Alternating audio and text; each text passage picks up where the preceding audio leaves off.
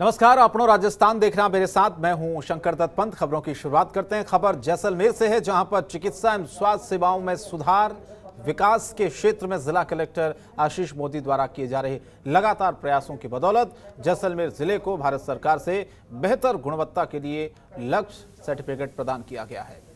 Collector आशीष मोदी के निर्देशन में जिला प्रशासन, चिकित्सा विभाग और यूएनपीएफपीए द्वारा प्रयासों से जवाहर अस्पताल के प्रसव कक्ष को गुणवत्ता की कसौटी पर खरा उतरते केंद्रीय स्वास्थ्य मंत्रालय ने लक्ष्य सर्टिफिकेट प्रदान किया है, जिसके तहत 3 लाख रुपए धनराशि का राष्ट्रीय पुरस्कार घोषित किया जाएगा। इस पुरस्कार से चिकित्सा एवं स्वास्थ्य विभाग जैसलमेर में खुशी है। पुरस्कार से मिलने वाली राशि का उपयोग प्रसव कक्ष की सेवाओं और संसाधनों के विकास में किया जाएगा।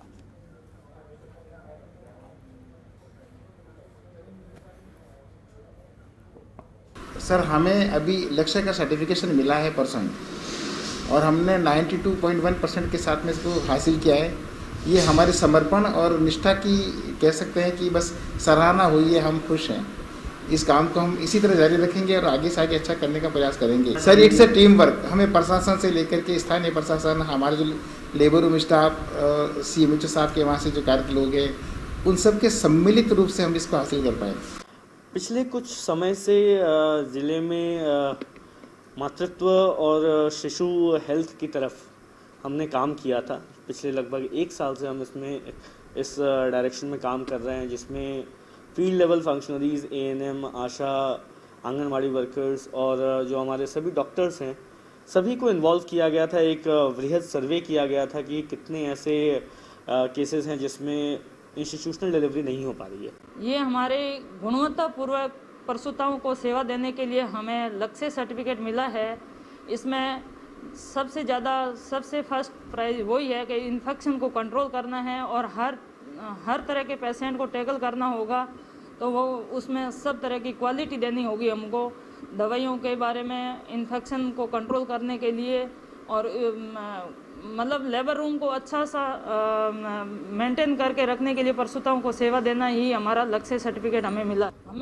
और खबर चित्तौड़गढ़ से, जहां पर लोग कोरोना की गाइडलाइंस का पालन करने में लापरवाही बरत रहे हैं। शहर में लॉकडाउन के दौरान भारी संख्या में लोग वाहनों को लेकर सड़कों पर निकले तो पुलिस ने भी सख्ती दिखाई। शहर कोतवाली पुलिस ने सैकड़ों की संख्या में वाहनों के चालान काटे। प्रशासन के द्वारा लोगों को निर्देशित किया गया, अगर जरूरी काम हो तभी घरों से बाहर निकलें। शहर कोतवाल तुलसीराम प्रजापति ने बताया कि लोग बेवजह घर से निकल रहे हैं। चित्तौड़गढ़ में कोरोना संक्रमण के केस कम जरूर हुए हैं, लेकिन कोरोना का संक्रमण अभी भी बरकरार है।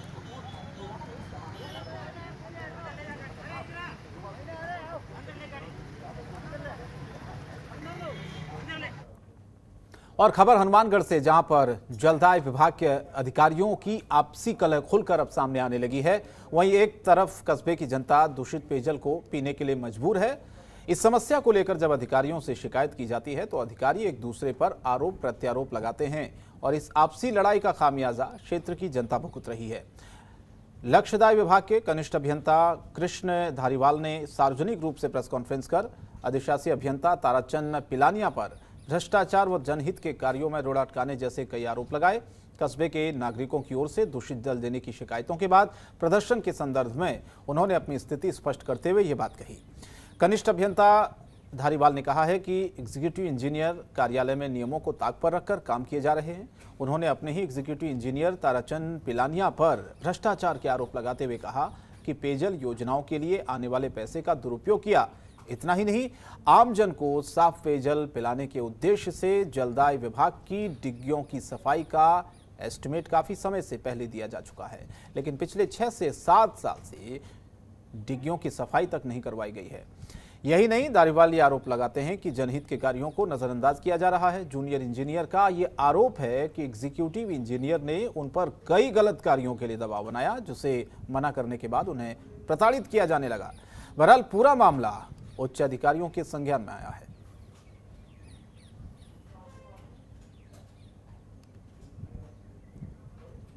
कहना चाहूंगा कि मेरा नाम श्रीमान कनिष्ठ अभियंता कृष्ण कुमार धारीवाल, जो मेरी ड्यूटी उसका नौहर शहरी में है, और मुझे अतिरिक्त कार्यभार ग्रामीण प्रथम कनिष्ठ अभियंता का दिया हुआ है, जिसके कारण इतना डिस्मिस सिस्टम हो रखा है कि बैक डेट में ऑर्डर करके बैक डेट में ऑर्डर करके उस कनिष्ठ अभियंता को दे दिए जाते हैं ताकि बिल बनाने के काम में आएंगे, क्योंकि मेरी ड्यूटी तो इधर ही बोल रही है, क्योंकि मैं अभी जाने वाला हूँ, इस कारण उसके ऑर्डर बैक डेट में करके जो मेरे श्रीमान सहायक अभियंता को पता नहीं है उन्हें भी बीत चुकी हैं। शनिवार को नौर के जागरूक लोगों के द्वारा दूषित पेयजल के विरुद्ध एक आंदोलन किया गया और उच्च अधिकारियों से वार्ता की गई। उस वार्ता के होने के बाद जो जेएन है, एएन है और एक्शन है, इन तीनों में जो आपसी फूट थी, आपसी जो भ्रष्टाचार था, उसका खुलासा रविवार को होना शुरू हुआ, जिसके फलस्वरूप यहाँ जेएन महोदय ने और एएन साहब ने एक बैठक की और उस बैठक में एक्शन साहब पर आरोप लगाया कि वो किस तरह से नौहर जलदाय विभाग के अंदर लाखों करोड़ों रुपए का घोटाला कर रहे हैं।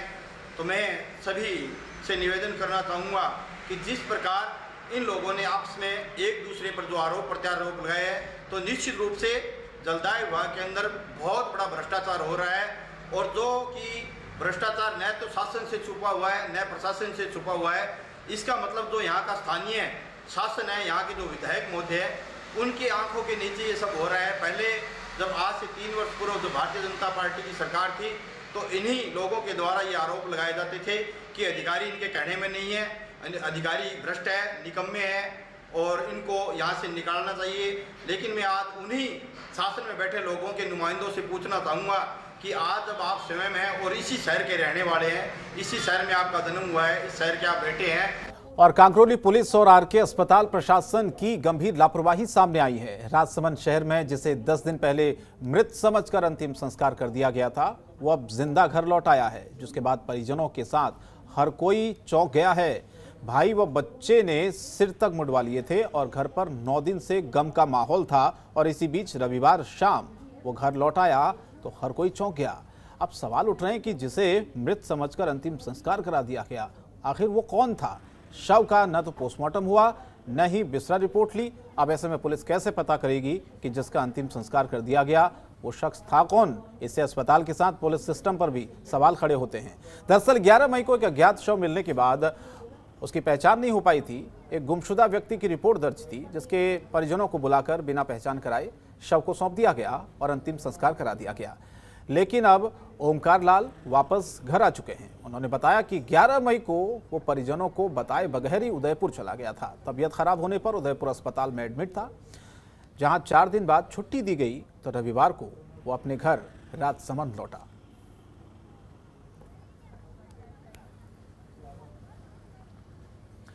अलवर जिले के ग्रामीण क्षेत्रों में वैक्सीन की डोज ऊंट के मुंह में जीरे के समान वाली कहावत साबित हो रही है। ऐसा ही मामला बानसूर के ग्रामीण इलाकों में सीएससी और पीएससी सेंटरों पर देखा जा रहा है। ग्रामीण इलाकों के वैक्सीन सेंटर पर 100 या 200 डोज आती हैं और ग्रामीण हजारों की संख्या में वैक्सीन सेंटर पर टीका लगवाने के लिए पहुंचते हैं। अगर ग्रामीण क्षेत्रों में ऐसा ही चलता रहा तो संक्रमण गांव में बहुत खतरनाक तरीके से फैल सकता है। वैक्सीन सेंटरों पर प्रशासन की अनदेखी के चलते ग्रामीणों की लंबी लंबी कतारें लग जाती हैं, जिससे गांव में संक्रमण बढ़ने का खतरा बना रहता है। ग्रामीणों की लंबी कतारें देखकर यह लगता है कि लोग कोरोना संक्रमण से निजात पाने के लिए आए हैं या कोरोना संक्रमण को अपने घरों में ले जाने के लिए आए हैं।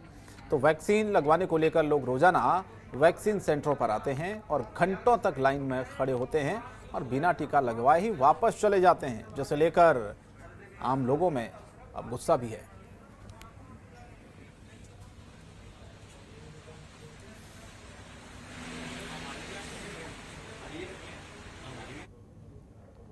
और शहरों में भले ही लोग कोरोना, ब्लैक फंगस जैसी खतरनाक बीमारियों के प्रति जागरूक नहीं हों, लेकिन ग्रामीण क्षेत्रों में जरूर बीमारियों के प्रति लोग जागरूक हो रहे हैं।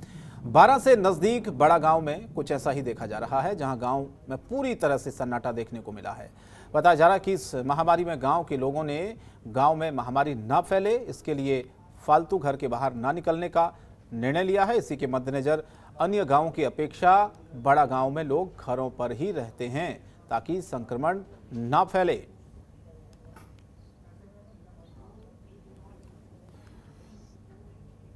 और एक तरफ तो स्वास्थ्य विभाग प्रदेश में संक्रमण को लेकर गंभीर है। लोगों के इलाज के लिए दवाइयां, किसी प्रकार की व्यवस्था की कोई कमी नहीं हो, इसे लेकर लगातार स्वास्थ्य विभाग द्वारा लोगों को निर्देश दिए जाते हैं। लाखों दावे किए जाते हैं, लेकिन कुछ स्वास्थ्य विभाग के कर्मचारी ही इनके दावों की तमाम कोशिशों पर पानी फेरने में कोई कसर नहीं छोड़ रहे हैं। देश में संक्रमण ने अब गांव को अपने आगोश में लेना शुरू कर दिया है। स्वास्थ्य विभाग के कर्मचारी ग्रामीणों का उपचार करने की बजाय आराम फरमा रहे हैं, लोगों से उलझते नजर आ रहे हैं। तो गजसिंहपुर के निकट गांव 33 बीबी के उप स्वास्थ्य केंद्र पर हंगामा भी हुआ। गांव के पीएचसी पर एएनएम और जेएनएम द्वारा गांव के लोगों से दुर्व्यवहार का मामला सामने आया है। दरअसल एक शख्स जब अपने स्वास्थ्य की जांच करवाने के लिए उप स्वास्थ्य केंद्र पहुंचा तो पीएचसी में मौजूद एएनएम और जेएनएम द्वारा उसे बाहर निकाल दिया गया। ग्रामीणों ने व्यवस्थाओं में सुधार लाने की बात कही तो स्वास्थ्य कर्मियों ने वहां पर हंगामा शुरू कर दिया। इस हंगामे को ग्रामीणों ने अपने फोन में कैद कर लिया। इस वीडियो में जेएनएम विनोद कुमार स्वास्थ्य जांच के लिए आए युवक को धमकी देते हुए नजर आ रहा है। ऐसे में ग्रामीणों ने स्वास्थ्य सुविधा बेहतर करने के लिए गजसिंहपुर सीएचसी के चिकित्सक को ज्ञापन देकर कलेक्टर से गुहार लगाई है। साथ ही एएनएम सुमित्रा व जेएनएम विनोद कुमार को एपीओ करने की मांग की है। प्रशासन द्वारा शीघ्र ही कार्रवाई करने पर ग्रामीणों ने 1 जून से धरने पर बैठने की चेतावनी दी। सीएमएचओ और कलेक्टर ने ग्रामीणों को लोगों दोषी पाए जाने पर कार्रवाई करने का आश्वासन दिया है।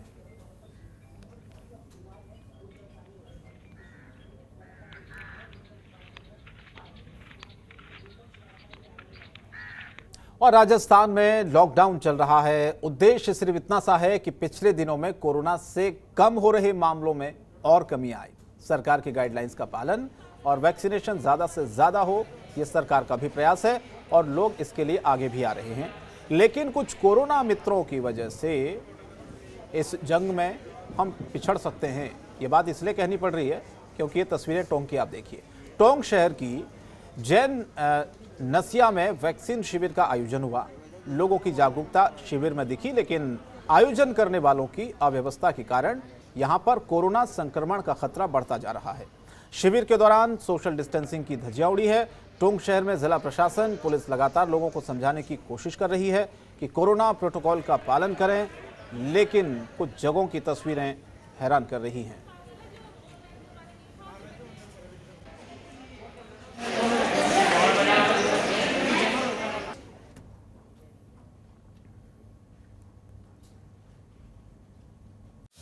खबरों के निष्पक्ष विश्लेषण के लिए सब्सक्राइब करें Jantantra TV and press the bell icon. Never miss any update.